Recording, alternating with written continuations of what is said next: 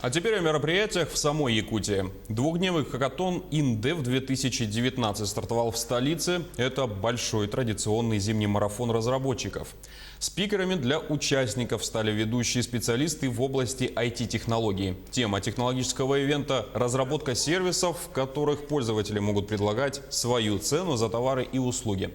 Главный приз в размере 100 тысяч рублей получит команда, представившая лучшую разработку. Для участия было обработано более 130 заявок, и, как итог, участвуют 36 команд. Если вспомнить самый первый хакатон, который проходил в технопарке, там было всего 15 человек. Да? Его цель была в том, чтобы популяризовать IT. Если мы эту задачу считаем, что выполнены, потому что сейчас не 15 человек, да, а 130 человек заявляются, 150 среднего, так, 100 человек среднего на каждый хакатон заявляются. Цель этого хакатона – создать новые сервисы на основе модели peer-to-peer и, конечно же, новые стартапы, которые IT-компании, которые появятся у нас и станут резидентами IT-парка нашего.